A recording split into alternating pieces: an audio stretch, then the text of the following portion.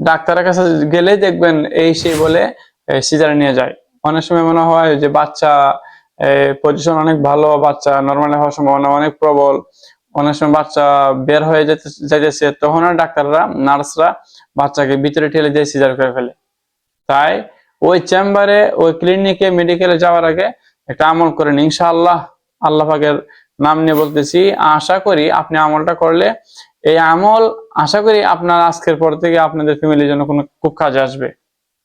গর্ভবতী মা যখন তার প্রসব বেদনা শুরু হবে, গর্ভবতী মায়ের প্রসব বেদনা শুরু হওয়ার মুহূর্তে আপনি একটা আমল করবেন।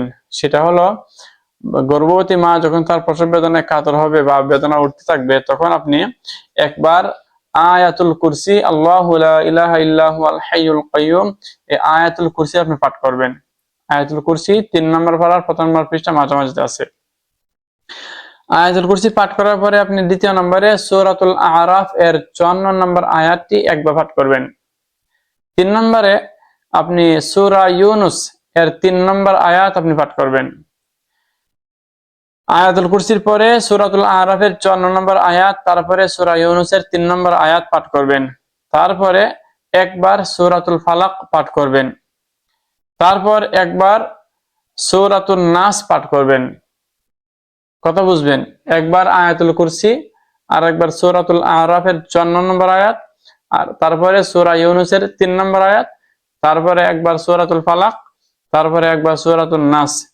এই আয়াত এবং সূরাগুলো পাঠ করে আপনি দম করে গর্ভবতী প্রসব বেদনাময়ী মায়ের শরীরে আপনি ফু দিবেন।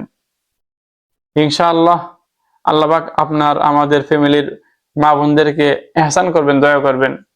এবং গর্ভধারিণী মা যিনি প্রসব বেদনায় কান্না করতেছেন, তিনি যদি অবস্থা অনুকূলে হয়, বলতে পারে বা বলার মতো সাধ্য রাখে, তখন ওনাকে একটা দোয়া শিখিয়ে দিবেন। সেটা হলো, আল্লাহু আল্লাহু রব্বি লা উশরিকু বিহি শাইআ। তিনি যেন এই দোয়াটা পাঠ করে। এই জন্যই মা বোনদেরকে ওই সময়, মানে বেদনা আসার আগেই আপনি প্রেগনেন্ট অবস্থায় তাকে শিখিয়ে দিবেন। দোয়াটা হলো, আল্লাহু আল্লাহু রব্বি লা উশরিকু বিহি শাইআ। এই দোয়াটা যদি পাঠ করে, আর আপনি যদি আগের আমলগুলো, পূর্বে উল্লেখিত আমলগুলো পাঠ করে তার শরীরে দম করেন এবং পানিতে ফু দিয়ে শরীরে পানি ছিটিয়ে দেন, আল্লাহ যদি রহম করে, ইনশাআল্লাহ আশা করি সিজার লাগবে না।